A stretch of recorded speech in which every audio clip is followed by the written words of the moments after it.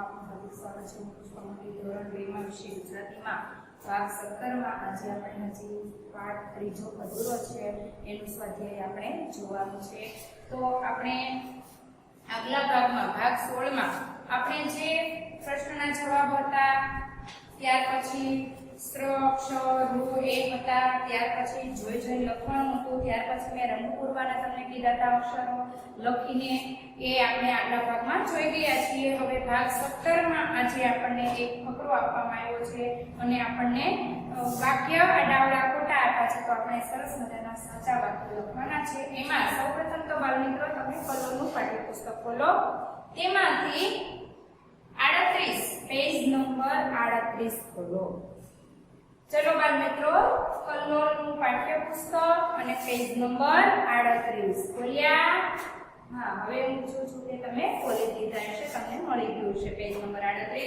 તો આપણે સૌપ્રથમ જે છે કે ભાઈ એક આપણને ફકરો આપવામાં આવેલો છે કે આમાં ફકરો હું વાંચું છું એ બરાબર તમે સમજજો અને સાંભળજો.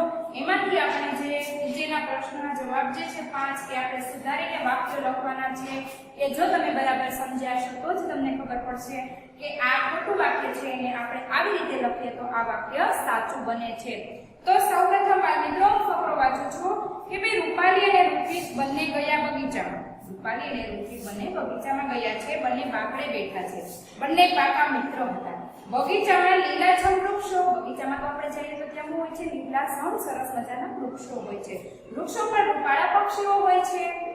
તો રૂપાલીના માથા પર અચાનક ટપ દઈને કંઈક પડ્યું. રૂપાલી બેઠી છે સરસ મજાના બાકડામાં, તો ઉપરથી કંઈક ટપ દઈને એના માથામાં પડ્યું. ઋત્વિકે ઉપર જોયું ને હસ્યું. ઉપર જોયું અને હસવા લાગ્યો. ત્યાં તેમના શિક્ષક આવ્યા. ત્યાં શિક્ષક આવી ગયા. રૂપાલીને રૂમાલ આપીને ખડખડાટ હસ્યા. રૂપાલીને રૂમાલ આપી દીધો અને ખડખડાટ હસવા લાગ્યા. શિક્ષક સામે જોઈ ને રૂપાલી અને ઋત્વિક પણ ખૂબ હસ્યા.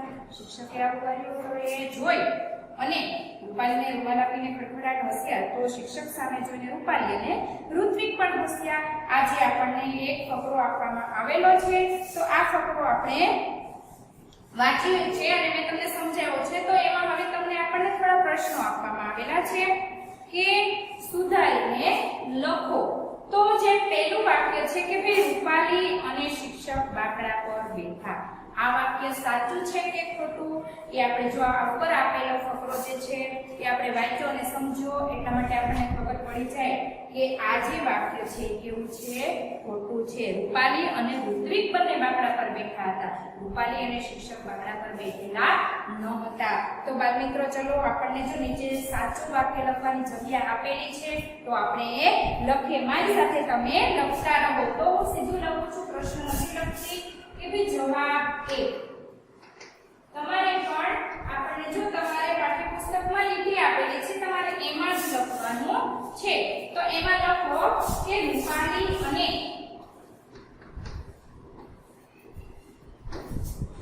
અને ઋત્વિક, રૂપાલી અને ઋત્વિક બાકડા પર બેઠા.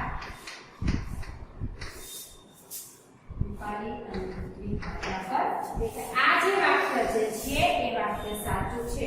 પહેલું જે વાક્ય હતું એ વાક્ય કેવું હતું, ખોટું હતું. રૂપાલી અને શિક્ષક બંને બાકડા પર બેઠેલા ન હતા. ત્યાર પછી જે બીજો છે વાક્ય કે ઋત્વિકના માથા પર ટપ દઈને કંઈક પડ્યું, એ વાક્ય પણ ખોટું છે. ઋત્વિકના માથા પર ટપ દઈને નહોતું પડ્યું. કોના માથા પર પડ્યું હતું? ચલો બોલો તો. હા, રૂપાલીના માથા પર પડ્યું હતું. આ જે છે એ પણ વાક્ય આપણને ઉપરના ફકરામાં આપેલું છે. તો આપણે જવાબ બે લખો કે ભાઈ રૂપાલીના માથા પર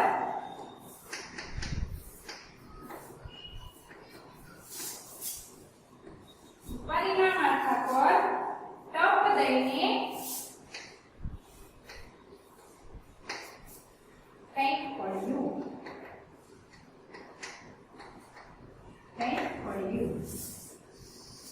આ જે છે વાક્ય એ સુધારીને આપણે લખેલું છે. જે પેલું છે એમાં આપણે થોડાક શબ્દને ભૂલ હોવાથી આપણે આ વાક્ય સાચું છે એટલે સુધારેલું છે. ત્યાર પછી ત્રીજું વાક્ય આપ્યું છે કે રૂમાલ ખડખડાટ હસવા હસ્યો. આ શું છે? ખોટી વાત છે. રૂમાલ નથી હસ્યો. રૂમાલ આપીને ખડખડાટ હસ્યું. કોણ?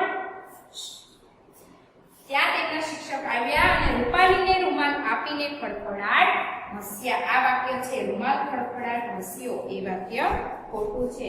તો આપણે જવાબ 3 બાળકો તમે મારી સાથે લખતા રહેજો, સમજતા પણ રહેજો અને લખતા પણ રહેજો. તો આમાં લખો રૂમાલ આપીને ખડખડાટ હસ્યા.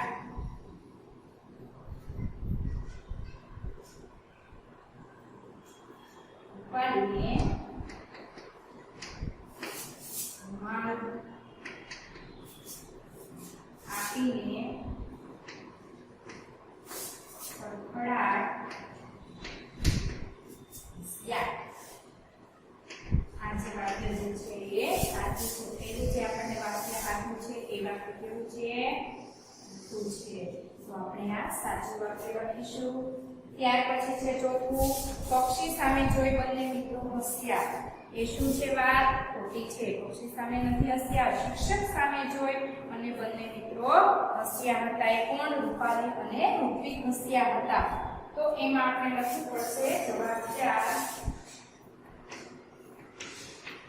સાચું વાક્ય લખવાનું છે એટલે લખીએ કે શિક્ષક સામે જોઈને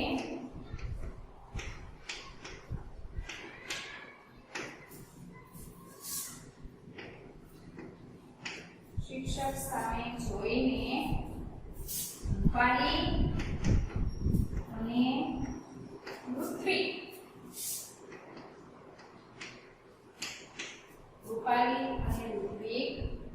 હસ્યા. આ જે વાક્ય જે છે એ આવી રીતે લખવાનું છે. આપણને આપેલું વાક્ય છે એ કેવું છે? ખોટું છે. તો એને આપણે સુધારીને લખ્યું છે. ત્યાર પછીનો પ્રશ્ન છે રૂપાળા વૃક્ષો પર લીલાછમ પક્ષીઓ હતા. આ વાક્ય પણ ખોટું છે. કેવા છે? લીલાછમ વૃક્ષો પર રૂપાળા પક્ષીઓ હતા. રૂપાળા વૃક્ષો પર નહીં. તો જવાબ 5 લખો લીલાછમ વૃક્ષો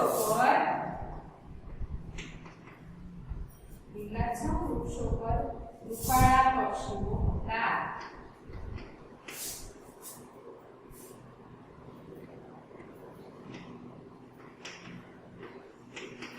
મિત્રો આવી રીતે આપણે સરસ મજાનો ફકરો જો સમજ્યા હોય તો આપણને તરત ખબર પડી જાય છે કે આ વાક્ય આવી રીતે આને સુધારીએ તો આ વાક્ય સાચું બની જાય છે.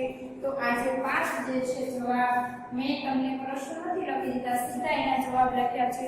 તો તમને પણ 5 એમાં તમને આવી રીતે લીટી આપેલી છે એમાં જ તમારે લખવાના છે. ત્યાર પછી હવે આપણે જોઈએ પેજ નંબર 39. પેજ નંબર 39 કોને શું મળશે? ભૂલભુલામણીમાં લીટી દોરી વાહન સુધી પહોંચાડો. આ જે છે બાળ મિત્રો તમારે આ જે ભૂલભુલામણી છે એ તમારે તમારી જાતે ગોતવાનું છે અને આપણને એના અનુસંધાને નીચે થોડી ખાલી જગ્યા પણ આપવામાં આવેલી છે. તો તમને ચલો ખબર પડે ન પડે તો હું તમને ખાલી જગ્યા પુરાવી દઉં એ રીતે તમે તેમાંથી રસ્તો ગોતી લેજો. ભૂલભુલામણીમાં તો આપણે લીટી દોરીને વાહન સુધી પહોંચાડવાના. દાખલા તરીકે આ જે છે ટોપીવાળો છોકરાને આવી રીતે ભૂલભુલામણીમાંથી જોઈને ક્યાં પહોંચાડવાનો છે?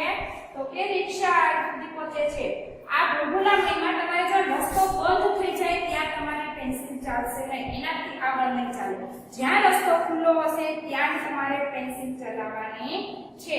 એટલા માટે તમને ખાલી જગ્યા આપી છે એ હું તમને લખી દઉં છું, પુરાવું છું. તમે એ રીતે તમે આમાંથી રસ્તો ગોતી લેજો. તમને ન ખબર પડે તો તમારા ભાઈ બહેન મોટા હોય એને અથવા તો તમારા વાલી પાસે બેસી અને આનો રસ્તો ગોતી અને આ જે વ્યક્તિ છે 4 એને વાહન સુધી પહોંચાડી દેજો.